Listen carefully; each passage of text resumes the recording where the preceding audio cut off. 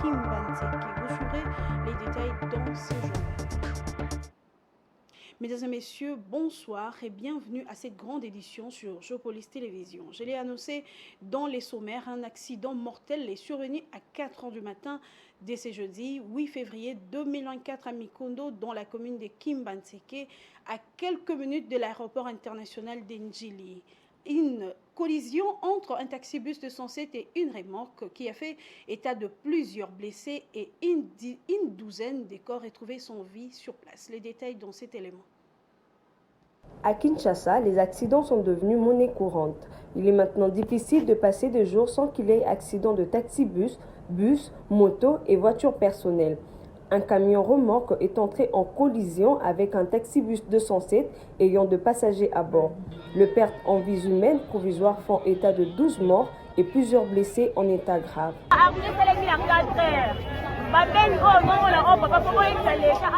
L'accident est survenu à 4 h du matin.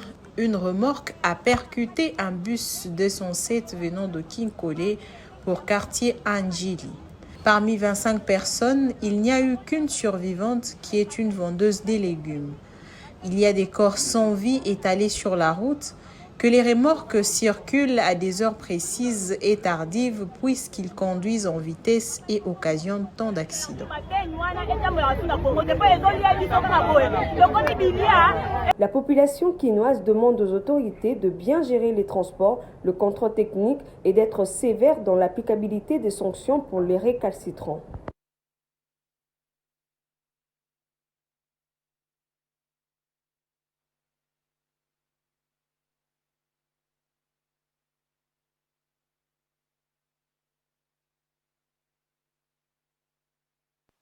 À moto dans la ville de Kinshasa devient de plus en plus récurrent, annonce faite par le président de l'Association nationale des initiateurs et propriétaires de taxi-moto au Congo. Le premier grave accident s'est produit dernièrement sur le pont de Kinkole, dans la commune de Lansele. Et là, il y a eu plus de 20 morts taximens moto et plusieurs qui perdent leur de vie chaque jour et qui connaissent des amputations. Qu'est-ce qui est donc à la base de ces accidents moto? Élément de réponse dans cet élément. La sonnette d'alarme est tirée sur le nombre croissant de personnes qui subissent l'amputation de membres à cause des accidents de taxi-moto. Chaque semaine, au moins 10 personnes perdent leurs jambes et leurs bras, selon un rapport de clinique universitaire de Kinshasa. Selon les taximans, les causes de ces accidents sont diverses. Les conducteurs de taxi-moto ont des comportements dangereux sur la route. Que nos autorités revoient les routes. Si les routes sont multiples, il y aura moins d'accidents. La plupart du cas, ce qui cause des accidents, c'est le fait que le véhicule et les motos s'entremêlent sur le même chemin qui, pour la plupart des cas, sont en état de délabrement très avancé. Chacun s'empresse pour arriver à temps à sa destination ou à son lieu de travail. Mais s'il y a beaucoup de routes, il y aura moins d'accidents.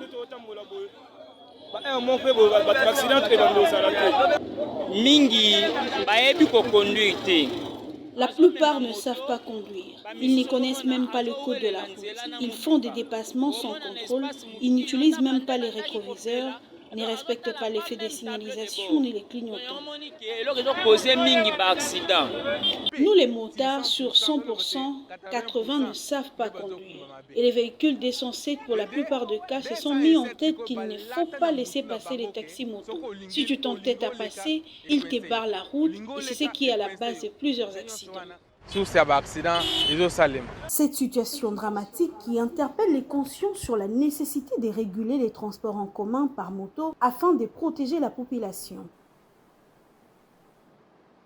Et une brève dans ce journal, les directeurs de l'hôpital général de Kinshasa, ex-Mamaemo, et son collègue de la clinique Ngalema, suspendus de leurs fonctions pour n'avoir pas pris en charge gratuitement l'accouchement d'une femme et du nouveau-né, fait ayant entraîné la mort de la femme et du bébé.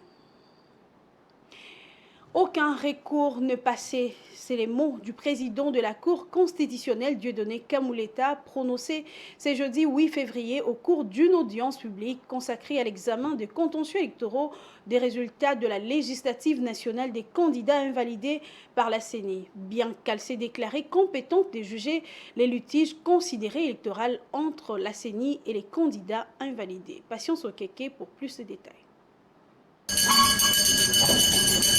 Après avoir pris les affaires en délibéré, la Cour constitutionnelle siégeant en matière de contentieux électoraux a, dans son audience de ce jeudi, rendu ses arrêts concernant les recours déposés par les candidats dont le suffrage ont été annulés par la CENI. Contrairement au Conseil d'État, la Cour constitutionnelle s'est dit compétente pour juger les litiges considérés électoraux entre la CENI et les personnes invalidées. D'après les arrêts rendus par la Cour, sur un total de 68 recours déposés, 35 dossiers sont frappés d'irrécevabilité, 24 non fondés. Pour le reste, les requérants avaient désisté. En conclusion, aucun recours déposé par les candidats n'a obtenu gain de cause. En français facile, la Cour veut tout simplement signifier qu'aucun recours n'est passé. Même si elle a affirmé que la CENI n'est pas compétente et que jamais elle ne puisse faire cela. Pour les praticiens, nous savons que quand on constate cela, il y a beaucoup d'avocats qui ont dit « faisant ce qu'aurait fait la CENI ». En ce moment-là, en procédure classique, la Cour s'était trouvée dans une situation d'évoquer. Or, quand une juridiction doit évoquer, elle doit être mise dans la position de la première instance pour statuer, ce qui n'a pas été le cas dans tous les dossiers.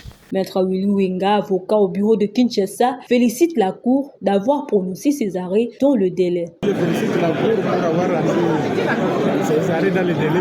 Vous allez vous rendre compte que par ces décisions, par ces arrêts, la Cour vient de mettre fin à ce litige des invalidés. Donc l'aventure électorale de personnes qui étaient invalidées vient d'arriver à la fin.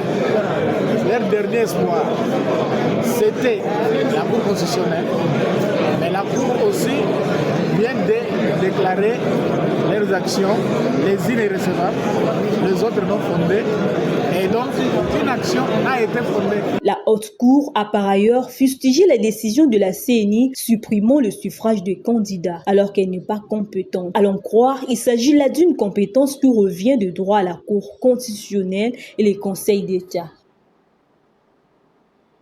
Autre chose, à présent, le secrétaire général de l'UDPS, Augustin Kabouya, a été désigné comme informateur de la coalition majoritaire à l'Assemblée nationale. Cette nomination d'Augustin Kabouya consultera le parti, regroupement et personnalités politiques, toutes tendances confondues, appelées à siéger à l'Assemblée nationale, au terme des résultats provisoires des législatives nationales. Jojo Moulamba pour le détail.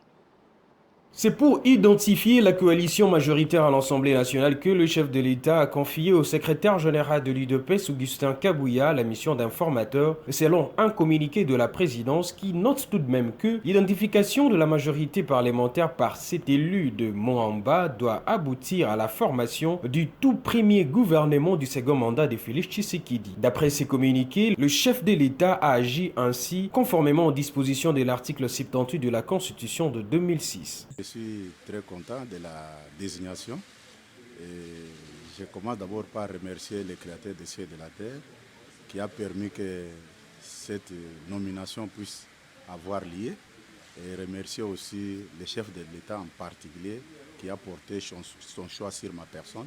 Ce n'est pas parce que je suis plus intelligent que tout le monde, mais c'est un destin. Dieu a voulu que ça se passe ainsi. Bien qu'il fait déjà naturellement ses travaux, Augustin Kabouya consultera le parti, regroupement et personnalité politique, toutes tendances confondues, appelés à siéger à l'Assemblée nationale au terme de résultats provisoires de législatives nationales, dont l'UDPS est en tête avec 69 députés nationaux. Je dois vous dire sincèrement que, politiquement parlant, je suis l'informateur naturel du chef de l'État, comme je suis le responsable numéro 1 de sa famille politique. J'étais obligé de faire ce travail même avant ma nomination comme informateur. L'informateur du chef de l'État présentera son rapport de mission dans un mois, une durée une seule fois renouvelable.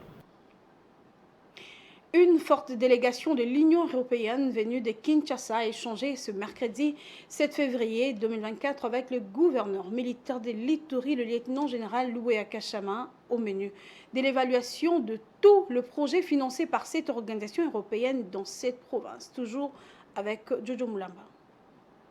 La province de l'Ituri bénéficie de plusieurs projets de développement financés par l'Union européenne, principalement dans les secteurs de la santé, de l'éducation, de la lutte contre l'impunité et de la police. Des projets qui viennent en appui au gouvernement pour la restauration de l'autorité de l'État dans cette province de la partie est du pays.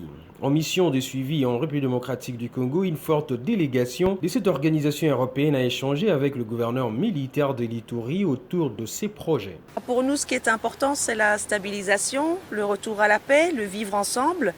Et l'Union européenne dispose de différents outils pour accompagner l'État congolais dans son devoir de pacification et de gestion apaisée. Et donc, c'est comme ça que nous avons ces différents secteurs d'intervention. Il y a aussi l'éducation, qui sont des secteurs d'intervention de l'Union européenne. Et votre province est celle qui est la plus couverte par nos appuis. La délégation de l'Union européenne prévoit plusieurs programmes pendant cette mission. Oui, nous avons plusieurs programmes qui sont en cours, mais spécifiquement cette semaine, ce sont les personnes qui sont dédiées à ces matières de la réforme du secteur de la sécurité et de la santé qui sont présents chez vous pour quelques jours. L'Union européenne est d'un grand apport dans la construction des infrastructures physiques et de l'amélioration pour l'accès aux services sociaux de base. En sport, les Léopards de la République démocratique du Congo ne verront pas la finale de la 34e édition de la Coupe d'Afrique des Nations Côte d'Ivoire 2023 après sa défaite en demi-finale face aux éléphants ivoiriens sur la marque d'1-0. Les fauves congolais vont cependant se contenter de remporter une médaille en bronze ce samedi 10 février prochain face au Bafana Bafana d'Afrique du Sud. Les détails avec Blessed Kouzola. Le public continue de chanter, c'en est terminé, c'est fini là. Côte d'Ivoire se qualifie donc pour la finale de 5 Les Léopards ont été battus ce mercredi 7 février 2024 au stade Alassane Ouattara d'Ebimpe par les éléphants de la Côte d'Ivoire sur le score étriqué de 1-0. Le sort des hommes des sabres a été scellé à la 65e minute par le but de Sébastien Haller, titularisé pour la première fois depuis le début de cette compétition. Avec cette défaite, la RDC ne jouera pas la grande finale et ne pourra donc pas songer décrocher sa 3e étoile après 1968 et 1974. Non, il n'y a pas de déception parce que c'est le foot c'est comme ça. Il y en a les jours où tu gagnes, il y en a les jours où tu perds, il y en a les jours où tu fais match nul. Cette match, on savait ça va être très difficile, mais on est sorti tête haute parce qu'on a poussé jusqu'à la fin, on a poussé. Le plus important, on va être fiers quand on ramène une médaille au pays. Le rapport de force s'est installé en notre faveur au début du match parce qu'on a fait 30 bonnes minutes. Malheureusement, on n'a pas marqué dans ces 30 minutes où on a eu un but refusé. Et puis après, on a perdu un petit peu le fil du match parce qu'en face de nous, il y avait une belle équipe de la Côte d'Ivoire dans un stade qui leur était...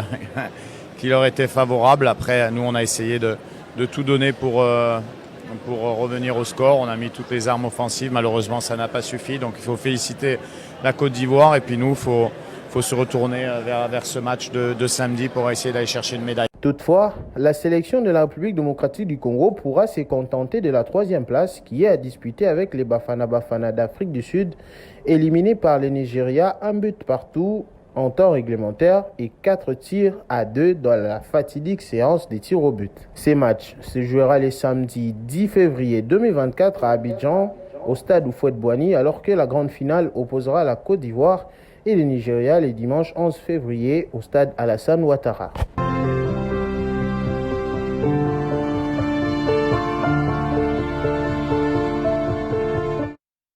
C'en est fini pour les informations nationales. Place à présent à la page internationale.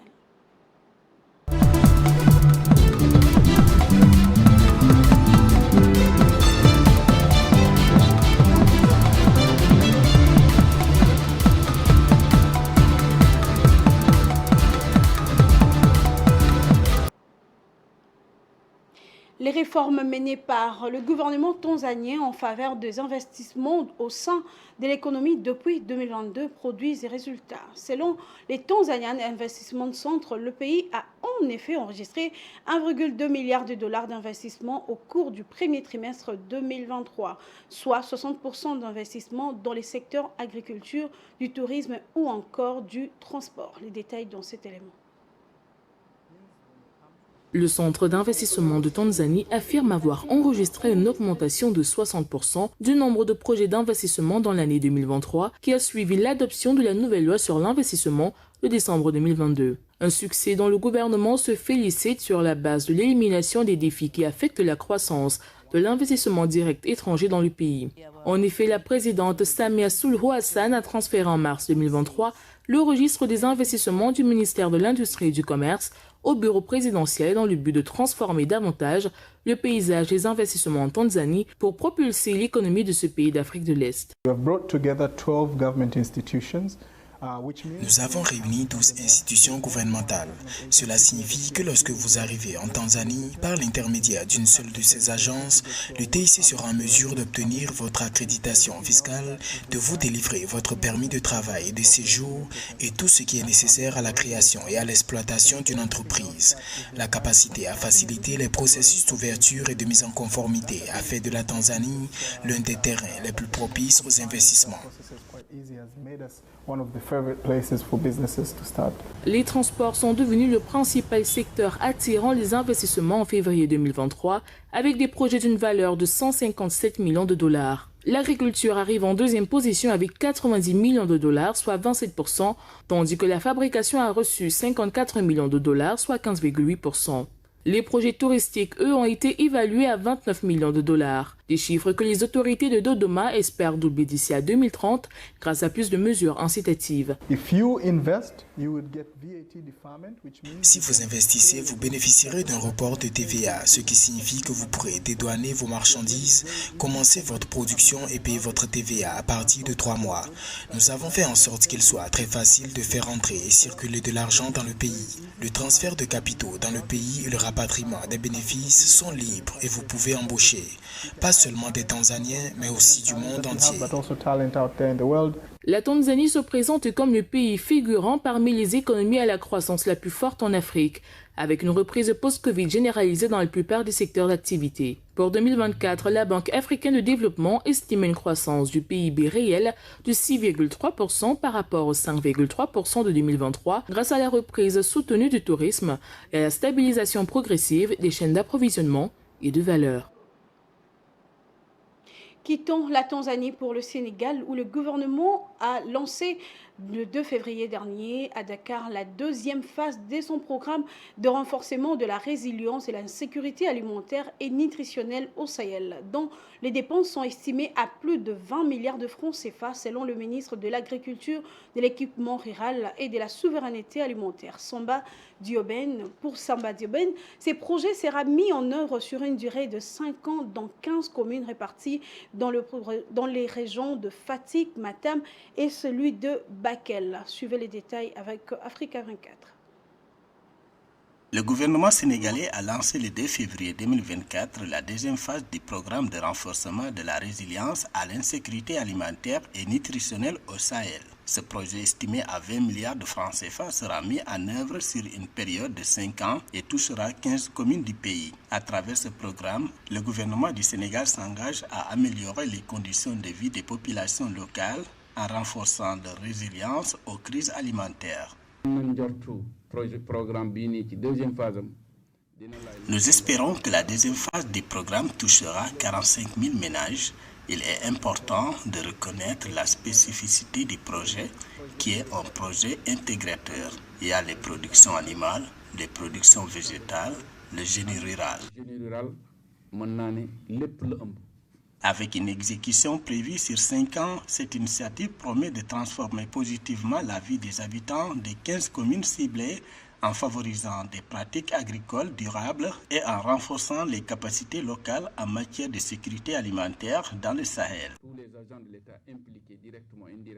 Tous les agents de l'État impliqués dans ce projet, je vous invite à redoubler d'efforts. Nous avons obtenu des résultats importants et j'espère que les défis qui nous attendent l'exigent. Nous devons faire plus d'efforts. Et enfin, réitérons que nous sommes prêts à soutenir ceux qui doivent réaliser ce projet et espérons que les populations bénéficieront bientôt de ce projet. À noter que la première phase du programme a été mise en œuvre au Sénégal entre 2015 et 2020 dans 6 régions administratives avec un taux d'exécution technique et financier de 98%. Cette première phase a nécessité un investissement de 19,5 milliards de francs CFA pour produire 100 000 tonnes de céréales, 30 000 tonnes de produits maraîchers commerciables, sans compter la création de 1430 emplois et l'augmentation des moyens de subsistance de plus de 60 000 ménages. Ce journal-là est fini, mesdames et messieurs, mais je ne peux vous quitter sans vous rappeler les 2 principaux titres. Aucun recours n'est passé après examen de contentieux électoraux des résultats de la législative nationale des candidats invalidés par la CENI, bien que la Cour constitutionnelle s'est déclarée compétente de juger ces recherches. Et puis vous avez suivi dans ce journal 12 morts et plusieurs blessés. Tel est le bilan d'un accident des circulations survenu ce jeudi 8 février à Mikondo dans la commune de Kimbanzeke. Merci de nous avoir suivis, mesdames et messieurs, et très bonne suite de programme sur Géopolis Télévision.